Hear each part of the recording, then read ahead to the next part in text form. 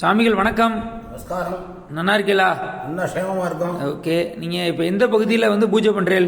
நாங்கள் வந்து மதுரை மாவட்டம் திருமோகூர் திரு காளமேக பெருமாள் சன்னதியில் அர்ச்சகராக இருக்கும். ஓகே. அந்த திருமுகூருங்கிறது எந்த மதுரையில் எந்த பகுதி, எந்த பகுதிக்கு போகணும்? மதுரையில் வந்து வடக்கு பகுதியில் யானைமலைக்கு கிழக்கு பகுதியில் மதுரை மாவட்டத்தில் திருமூகூருங்கிற கஷேத்திரம் 108 வைணவ கஷேத்திரத்தில் இது ஒரு திவ்ய தேசம். 46வது கஷேத்திரமாக இந்த கஷேத்திரத்தை சொல்கிறது. இந்த ஊர் பெருமாள் வந்து காளமேக பெருமாள்னு சிவசாகிறார். ஓகே. காளமேக பெருமாள்னு எதனால இவருக்கு பேர் வந்துச்சு? சப்த மேகம், 7 வகை மேகங்கள். அந்த மேகங்கள்லாம் நீர் கொண்டு நமக்கு எப்படி மழை கொடுக்குறதோ அதுபோல கலியுகத்தில் ஜீவாத்மாக்களை ரட்சிக்க வேண்டும்னு அனுக்கிரகம் பண்ணக்கூடிய ஒரு மலையாக காளமேகம், கால நேரம்லாம் நிர்ணயம் பண்ணாமல் பெருமாள் அவதாரம் பண்ணுறார். ஓகே. அதனால் காளமேக பெருமாள்னு இவருக்கு திருநாமம்.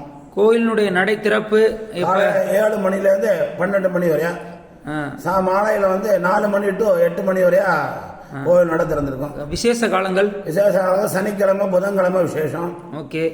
பெருமாள் வந்து மோகினி அவதாரம் எடுத்ததுனால இந்த ஊருக்கு மோகூர், திருமோகூர்னு பேர். தேவாசுரர்கள்லாம் பார்க்கடல் கடையும் போது அமிர்தம் கடையிறாங்க. அமிர்தம் கடையும் போது தேவர்கள்லாம் மகாவிஷ்ணுவை பிரார்த்தனை பண்றதுனால பெருமாள் வந்து மோகன அவதாரம் எடுத்ததுனாலே மோகன கஷேத்திரம் திருமோகூர்னு திவ்ய தேசம். உற்சவருக்கு வந்து ஆப்தன் பேர். இந்த ஊர்ல நண்பனா இருக்கார். ஆப்தன்னா நண்பன், இப்போ உள்ள காலத்துக்கு நண்பன், நமக்கு வழித்துணை பெருமாள்.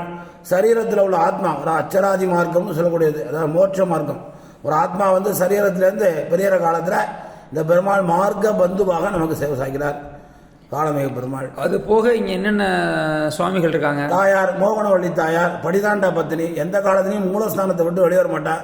ஏன்னா இந்த ஊர் பெருமாளே மோகினி அவதாரம் பெண் வடிவம் எடுத்ததுனால தன்னுடைய புருஷனுக்கு ஏற்ற மாதிரி அந்த சன்னதியை விட்டு வெளியே வரக்கூடாதுன்னு வைராக்கியமாக படிதாண்டா பத்தினின்னு சேவை சாய்க்கிறார். கல்யாண வரங்களுக்கு இந்த தாயாரை பிரார்த்தனை வெள்ளிக்கிழமை அர்ச்சனைகள் வழிபாடுகள் செய்து நம்ம விசேஷமாக அர்ச்சனைகள்லாம் பண்ணோம்னா சீக்கிரமே நமக்கு கல்யாண வரங்கள், புத்திர பாக்கியத்தெல்லாம் கொடுக்கக்கூடிய மகாலட்சுமி. அது சன்னதிக்கு பின்னாடியே சக்கரத்தாழ்வார். அப்புறம் மன்மதன் ரதி இருக்காங்களோ? மன்மதின் ரதிங்கிறது இங்கே படைப்பு சிற்பமாக கருடாழ்வார் சன்னதி பகுதியில் இருக்கா. ஓகே. அவருக்கு வந்து இந்த கல்யாணமாக திருமண தடைகள் உள்ளவங்க வந்து அவருக்கு பரிகாரம் கல்கண்டு, விளக்கேற்றி கல்கண்டு, துளசி, அதாவது புஷ்ப மாலைகள், கரும்பு மாலைகள்லாம் சாத்தி அவருக்கு வழிபாடு பண்ணுவாங்க. இப்போ மஞ்சள் பொடி போடுறாங்களே, அதாவது மஞ்சள் பொடி, சந்தனம், குங்குமம் எல்லாம் வச்சு அவருக்கு வழிபாடு பண்ணுவாங்க.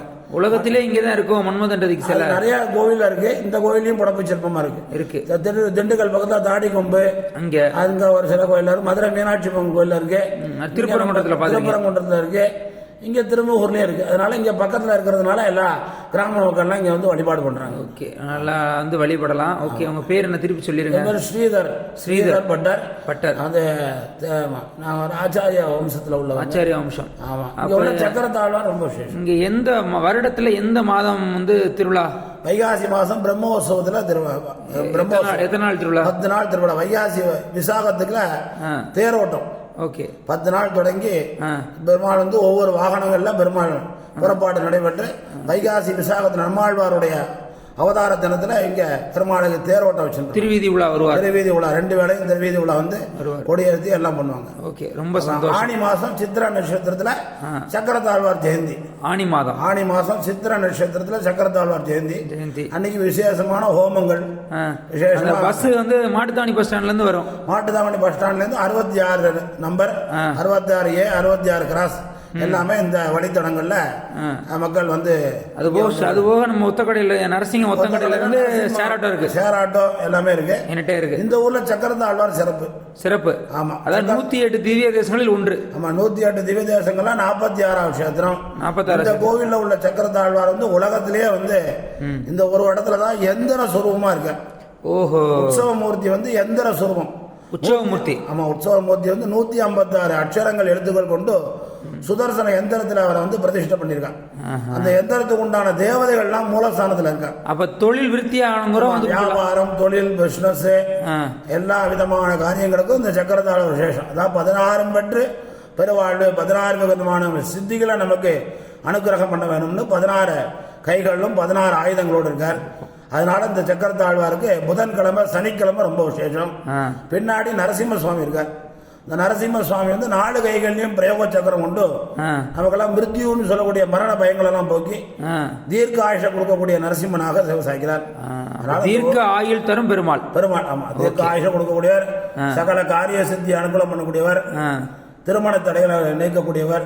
தொழில் மெயினா வந்து இந்த கோயில் வந்து தொழில் அபிவிருத்திக்கு ரொம்ப விசேஷம். தொழில் அபிவிருத்திக்கு. ஓகே, ரொம்ப சந்தோஷம் சாமி. ரொம்ப சந்தோஷம், வாழ்த்துக்கள். அடியன் வந்து சொற்பொழிவாளர், வாய்ப்புகளை ரொம்ப பயன்படுத்திக்கங்க. நன்றி. வாட்ஸ்அப்ல அனுப்பிச்சோம். நன்றி.